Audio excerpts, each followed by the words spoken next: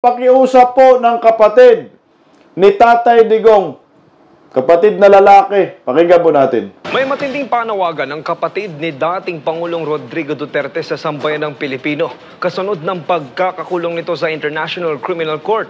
Ano ang kanyang mensahe sa gitna ng kontrobersya? Ating alamin sa balitang ihatid ni MJ Mondihar live. MJ, magandang gabi!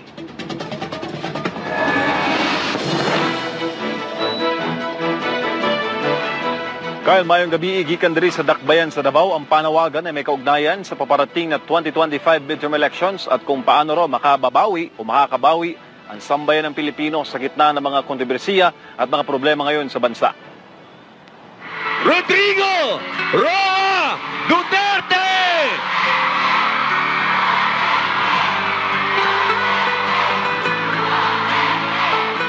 Kahit mga nakakulong at malayo sa sariling bansa, hindi pa rin ang sarili kundi ang kapakanan ng iba ang laging nasa isip ni dating Pangulo Rodrigo Duterte.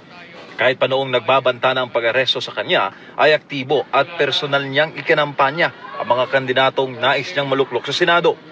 Mga lider na ayon sa kanyang bunsong kapatid na si Bong Duterte ay hindi niya basta-basta iniendorso, kundi piniling mabuti dahil sa kanilang kakayahang ipaglaban ang interes ng sambayanan. At upang hindi mauwi sa wala ang kanyang sakripisyo, let us listen to the wisdom of what PRRD is saying.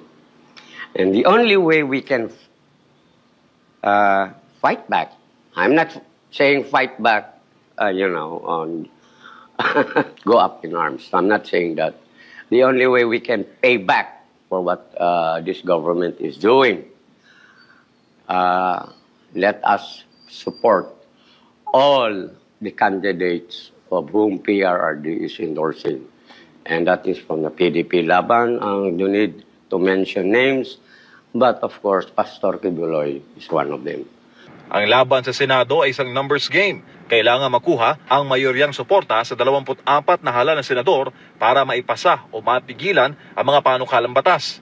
Ngunit, kung magtatagumpay ang mga pambato ng dating Pangulo, sina Pastor Apollo C. Kibuloy, re-electionist Bongot Bato de la Rosa, mga batikang abogado tulad ni Jimmy Bondoc, Vic Rodriguez, Raul Lambino, Rodante Marcoleta at J.B. Hinlo, at maging ang premyadong aktor na si Philip Salvador, masisiguro ang isang Senado na tunay na malaya at hindi basta-bastang kayang impluwensyahan sa 20th Congress. Support them because in politics, it's a number game.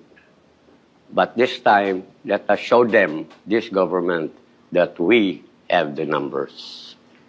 Samantala, mahigpit na paalala naman si Bong Duterte sa mga men and women in uniform na ang kanilang sinumpang tungkulin ay protektahan ang konstitusyon at ang kalayaan ng bawat Pilipino. Your oath of allegiance is to protect and serve our country. So I hope you will remember that with you because you are the protectors of the Constitution. Ngayon, maring hinihinga ng paliwanag ni Vice President Sara Duterte ang Armed Forces of the Philippines. Bakit daw nila pinayagang dalhin si FPRD sa ICC? Gayong malinaw sa batas na ang Presidential Security Command ang may tungkulin sa pagbibigay proteksyon sa mga dating Pangulo. Ano ang dahilan sa likod ng pagkilos o kawalan ng aksyon sa harap ng isang napakahalagang usapin sa seguridad at soberanya ng bansa? Apila naman ang tiyuhin ni VP Sara sa mga tagapagbantay ng konstitusyon. And hopefully, some of you will wake up and say to yourself that this can no longer be tolerated.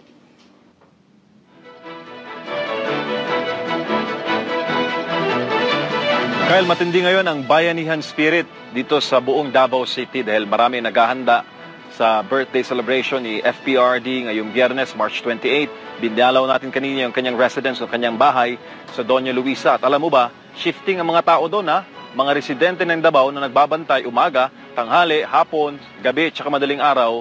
At pinupostehan yung tirahan ni FPRD dahil nga sa mga kumakalat na mga balita na umunoy magkakaroon daw doon ng raid o ng operasyon ang Philippine National Police. Ang mga kababayan natin doon ay hindi bayad at nakausap natin sila kanina, ito raw ay ganti nila, no? Maliit na ganti para sa ginawa ni FPRD sa Davao City na kabutihan at sa buong Pilipinas sa ilalim ng kanyang termino. Gikan diri sa Dakbayan sa Davao para sa Diyos at sa Pilipinas, kung mahal. Balik sa iyo, Kyle. Ayan ho yung pakiusap. Teka lang, ito na naman, may lumabas na naman, oh. Ayan po yung pakiusap ng kapatid ni Tatay Digong. Sana ho, ako po rin nakiusap po sa maraming Filipino. Hindi na po ito usapin ng didiis ka man, or pinklawan ka man, o dilawan ka man, pulawan ka man. Usapin na po ito ng pagka-Pilipino. Kung gusto nyo po mabago ang buhay ng bawat Pilipino at magkaroon ng check and balance sa gobyernong ito, gumanti ho tayo sa Mayo a 12. At parang awa nyo na ho, lalo na po yung mga Duterte diehard supporters. Huwag nyo na pong lagyan ng excuse pa na ay hindi ko iboboto si Pastor Quiboloy, hindi ko iboboto si Philip Salvador, hindi ko iboboto yung mga ito. Please lang. Sa nangyayari kay Tatay Digong ngayon dyan sa Netherlands, at dinala ng Marcos admin, masasabi mo pa kaya yun na, ay, ayaw ko iboto si Pastor Quiboloy. Gusto ko yung iba pero yung si Pastor hindi. Ay, ayaw ko iboto si Philip. Yung iba gusto ko. Wag na. Both straight na ho tayo. Wag na po kayo magpatumpik-tumpik pa. Kasi pag hindi po natin mapanalo lahat ng kandidato ni Tatay Digong, hindi po tayo nakakabawi at hindi po tayo makakabawi sa gobyernong ito. Sa Mayo a 12, yung kaisa-isa mong boto, pwedeng magbago ang lahat ng takbo ng ating bansa. Lalo na pag yung lahat 10 mananalo, panigurado, maganda ang magiging kahinatnan ng ating bayan. Ito yung 10, yung magsasala sa mga bulok na sistema ng gobyernong ito. Sulit po yan. Pag yan ay lumusot lahat. Walang mapupuntahan si Bangag dyan. Senado pa rin ang huli. Pagdating sa batas, Senado pa rin. Lahat. At kung yung 10 magwagi lahat, manginginig ang bitlog ni Bangag. Kaya, yung 10, iboto po natin ng diretso. Straight po yan. Huwag ka nang magpaligoy-ligoy pa. Sa ginawa kay Tatay Digong, nakiusap po siya. Ipanalo natin. Number 10, Jamie Bundok. Number 22, De La Rosa. Number 28, Gu. Number 30, Jebe Henlo. Number 34, Lambino. Number 58, Salvador. Number 38, Marcolita. Number 56, Vic Rodriguez. Number 53, Pastor Quiboloy.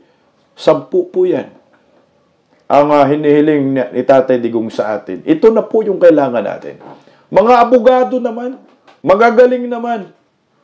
At narinig yung sinasabi ng kapatid ni Tatay Digong, hindi ho yan basta-basta si Digong mag-endorso nang hindi niya kinikilatis ng maayos.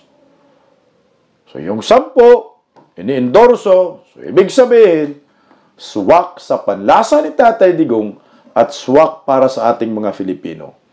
Makinig tayo. Minsan na tayong matigas ang mga ulo eh. Noong 2022, hindi tayo nakinig. Kaya ang resulta ito ngayon.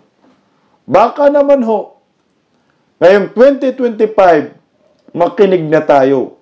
Nagsakripisyo na si Digong, nasa Netherlands now. Huwag po kayong magkamali sa inyong ibubuto. Ito na yon. PDP, Duterte 10. Duterte. Yan ang iboto po natin. Kaya maraming salamat po. Ngayon pa lang, Duterte tayo. Duterte. Huwag dun sa tropang adik. Alianza Diretso Cubita. Duterte.